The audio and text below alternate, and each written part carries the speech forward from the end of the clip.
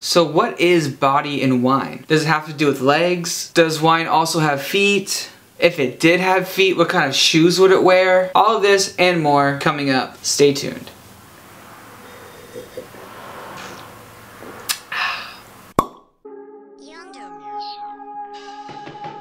Welcome back to my YouTube channel called Bottled Up. My name is Ian King. I am not a sommelier. I am just a self-proclaimed wine nerd and a WSET wine professional. I just love wine a lot and I like to tell people about it. So, thanks for being here. And you did it. You made it. You made it to the last video of the series we call 5 Components to Tasting Wine. And if you didn't watch the others, welcome anyways. Don't miss anything. Feel free to go back and watch the other videos up here. I'll put them somewhere up there. If you are down with this content, if you like this content, please, you know what to do. Comment, like, subscribe, and also connect with me on Instagram at Bottled Up Wine. That's me. Come hang out, come talk, share your life stories, whatever you want to do. And also, please tell me what other content you would like to see on this channel. What other videos do you want to see from me? I want to know. Please let me know in the comment section below. Also, stick around to the end of the video. I'll be sharing a quick note about body and wine that might change the way you think about it. So let's talk about wine. More specifically, let's talk about the last component in the 5 components of tasting wine in this video. And we're talking about body in wine.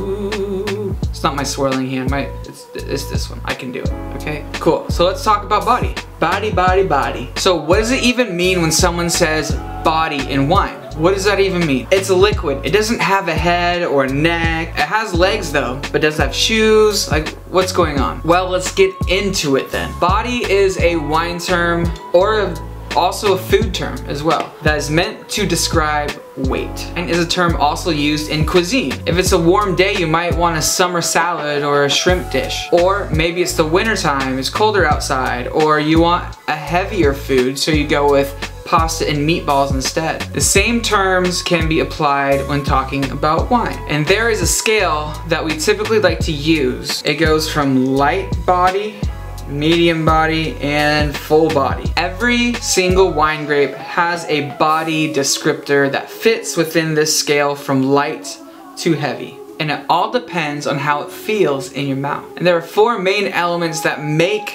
a wine fuller or lighter. That's alcohol, sugar, tannin, and oak.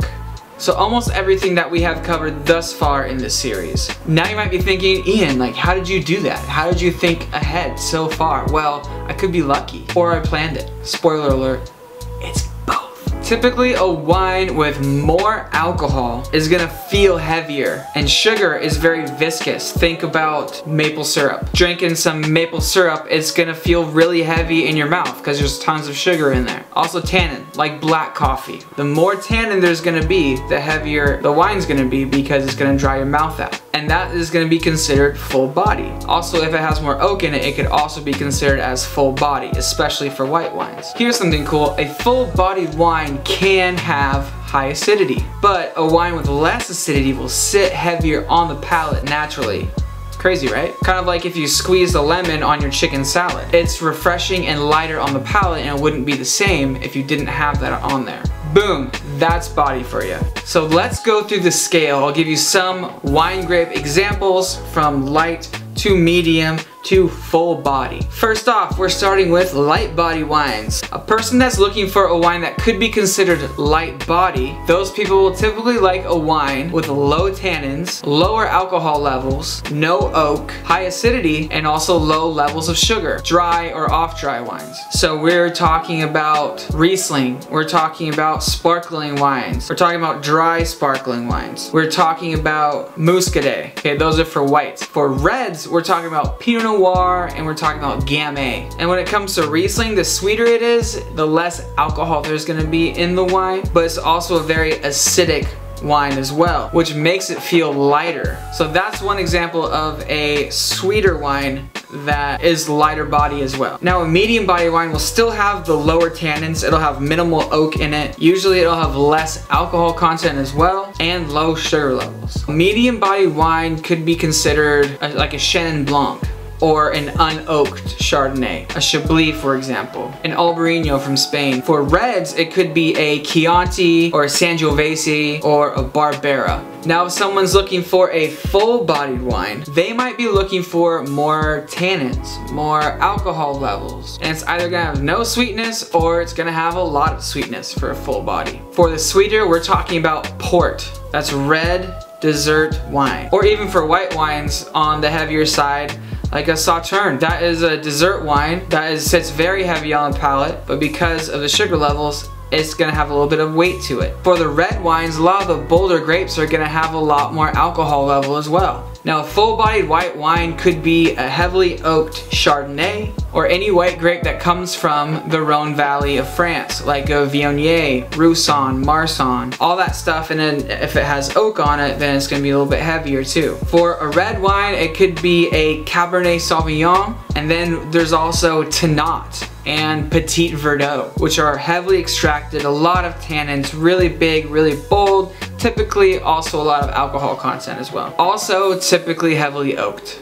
So the important note is this thing called climate. So climate could make all the difference in how the wine sits on your palate. That's why we have vintages. If it's a warmer vintage, it's gonna sit heavier on the palate due to the alcohol content and everything that we discussed before. If it's a cooler vintage that year, then it's gonna be a little bit lighter. It's gonna have more acidity to it. It's gonna be a little bit brighter. So this is the same when we're talking about wine grapes from different regions. For example, a Cabernet Sauvignon from a cooler region like Washington State is not gonna have as much alcohol content. It's not gonna be as inky or as dark. It's not gonna have as much extraction in it. It's not gonna have as much tannin. It's gonna be a lot smoother than say a Cabernet Sauvignon from Napa Valley. From Napa, it's typically gonna be really heavy, it's gonna have sharper tannins, and it's gonna stick to your teeth a lot more. So cooler climates lend itself to lighter body wines, and hotter climates lend itself to bigger, bolder, and heavier body wines.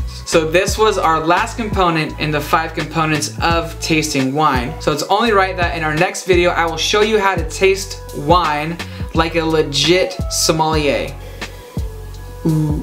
Thanks for watching, guys. I will see you guys in the next video, and like always, drink wine, drink wide, and don't be a snob. Black 550s at the wine tasting. Bitches bathe in the basin. Sending my regards like a bullet for my enemies. Sip Riesling.